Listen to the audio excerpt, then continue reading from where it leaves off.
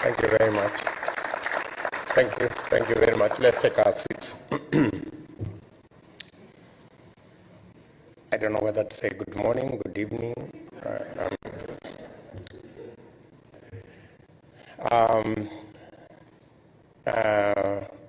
The president of the University of Loyola, Dr. K, of the Carson Institute of Race, Peace, and Social Justice, the president of the International Conference of Bishops, distinguished leaders present here, ladies and gentlemen, good evening. And let me take this opportunity on behalf of the Kenyan delegation that's here to express our gratitude for this great university for hosting us for this engagement. It's our first engagement at an institution of learning, and we want to say we are truly grateful that we've had this opportunity to engage. Congratulations to the Carson Institute for providing a platform for engagement on a matter that is very pressing, as has been said by the earlier speakers. And I would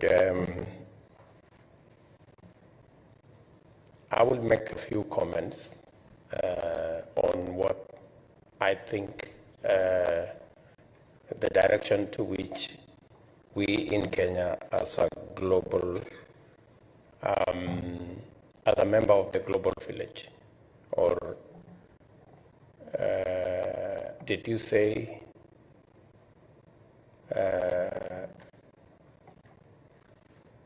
something to the effect that we are all in a neighborhood that one resembles the other? I don't want to use the word you used earlier. I'm not as courageous as you.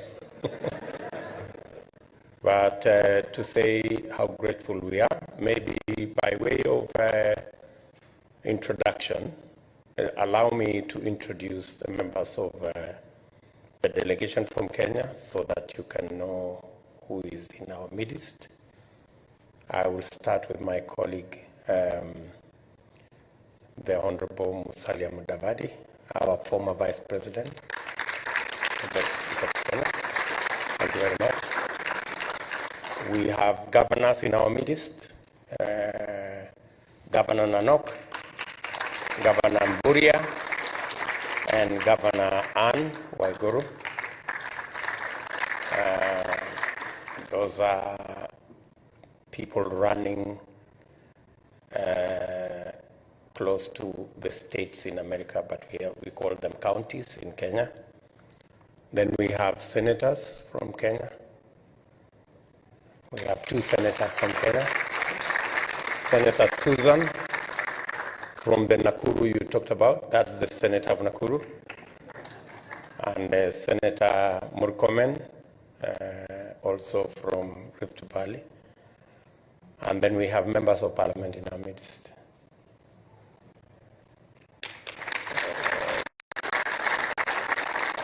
We have Aden Duale, is a former leader of majority in parliament. Alice Wahome, member of parliament for Kandara. Owen Baya, member of parliament from the coast part of Kenya. Kimani Ichung'wah, member of parliament from the outskirts of Nairobi, not too far from Nairobi. Soiban Tuya, actually she's a Maasai. The Maasai, she's not very tall though. Yeah, and then Adagala Beatrice from the western part of Kenya. Thank you. I think we have other officials in our midst. Let's just say the rest of the officials from Kenya, can you stand up? Yeah, those are members of our delegation. Thank you very much, ladies and gentlemen. So, thank you very much for welcoming us into this university. Again, I want to thank all of you. They normally say peace is not necessarily the absence of war. It's much more than the absence of war.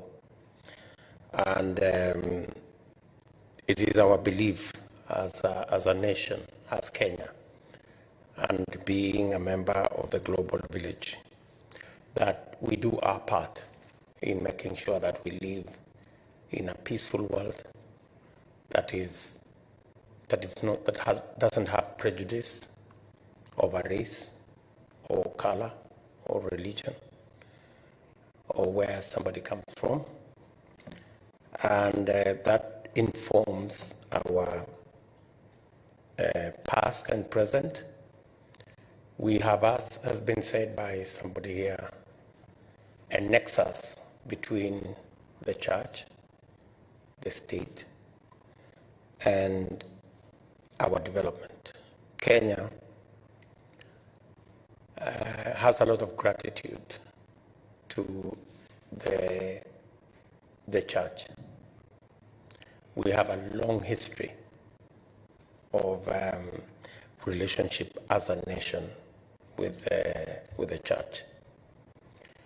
So that you may know, almost 20% of all our health facilities are church-based, or they are run by church-based institutions.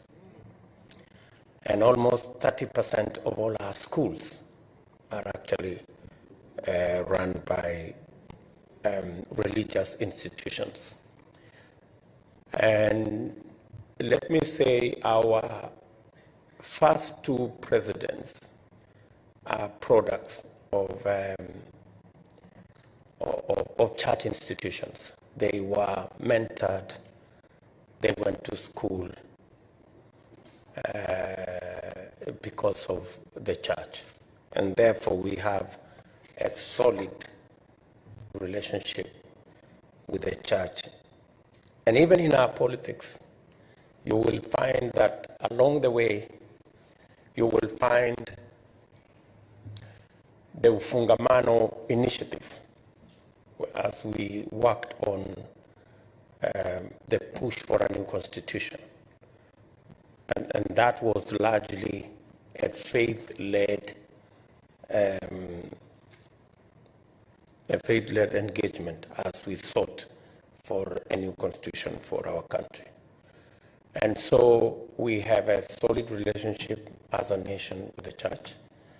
And so do I find in this great institution that there is an interface of faith and education, and that's the solid basis upon which this institution is built. I have had occasion to meet many, as has been said here, of the reverends who've come to Kenya, of the bishops who've come to Kenya, and they have been part and parcel of the achievements we've made as a nation, and their contribution cannot go without mention. We truly are grateful to the initiatives the bishops have done in our country.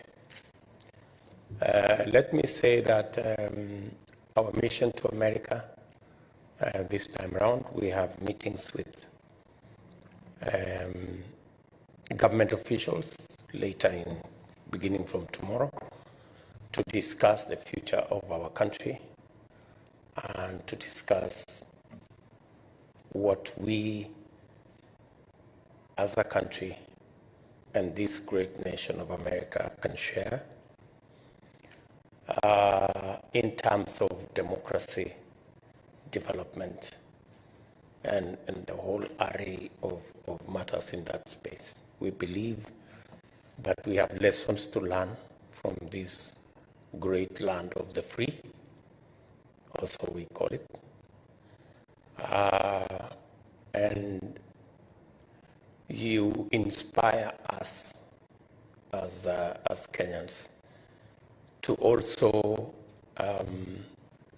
claim our space and be free from the many trappings that in the journey of making a nation become part of the struggles that we have to go through.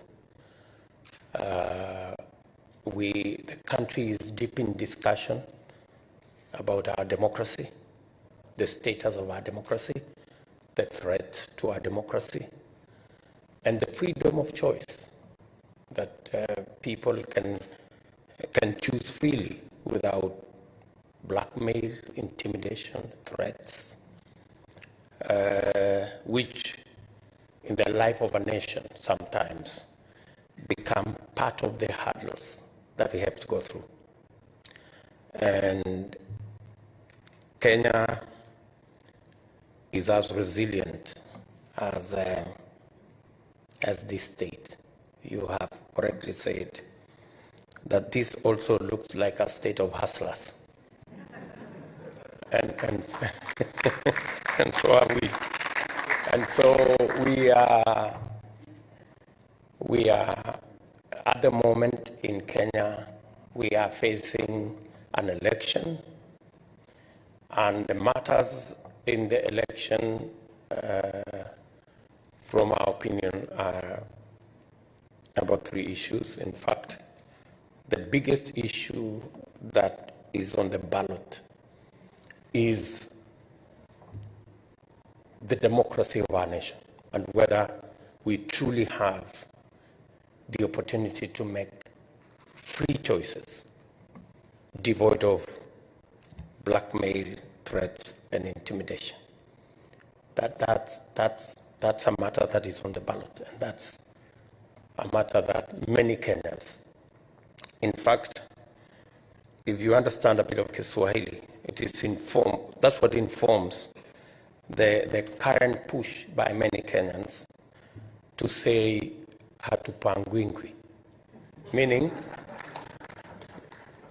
we want to make our choices without being choreographed or chaperoned or blackmailed or intimidated.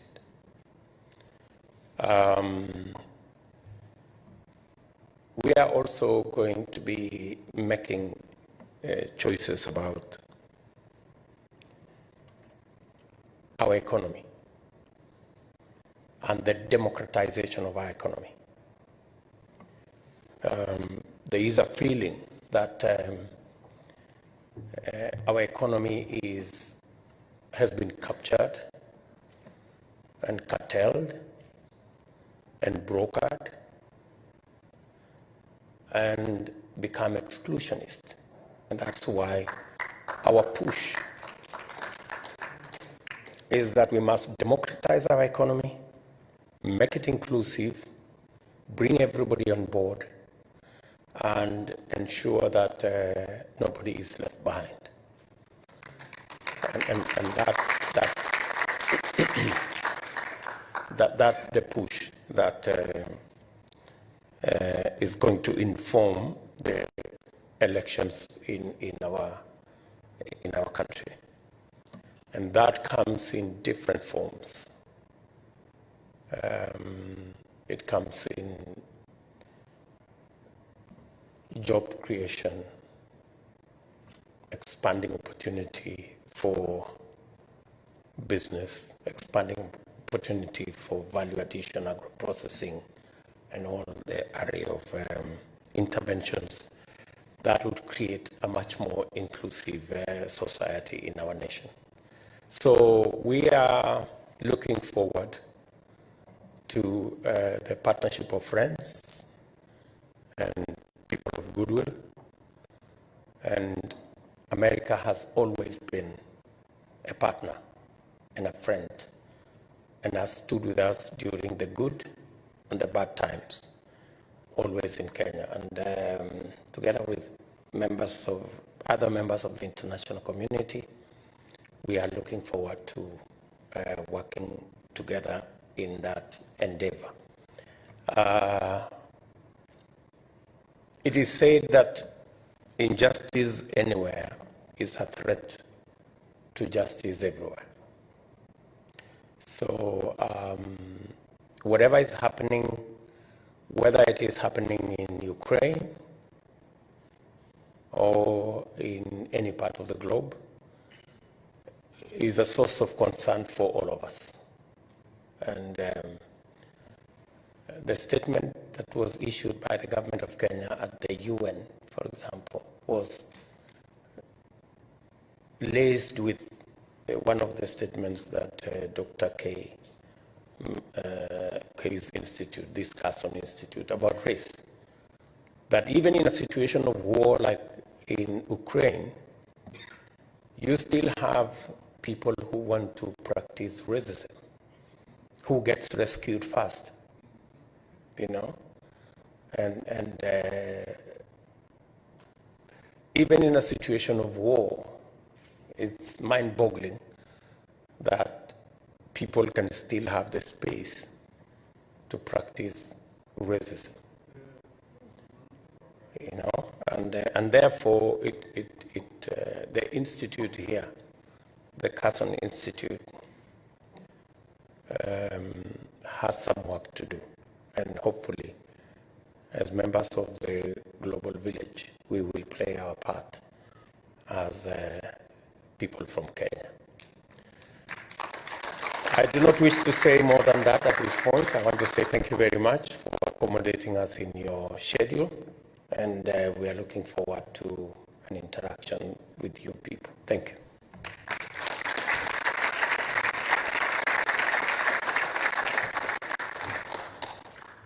So we're going to open it back up for questions and answers. For us, that is the hallmark of what it means to be at a university, to be able to have open exchange and dialogue. So I would like to welcome back up to the stage the Deputy President of the Republic of Kenya to join me in the seats to have an open conversation. Wherever you'd like to sit. Okay. Someone called it the hot seat, but Maybe the hot seat. maybe the hot seat. Okay. So I want to begin by talking about democracy. So in America, we understand that true democracy is linked to having both free press and the freedom to speak. And so I want to ask you to think about this as it pertains to Kenya. What does democracy look like there? And what is your responsibility as a deputy president to make sure it happens? Well, to be fair to ourselves, maybe sometimes we judge ourselves by very high standards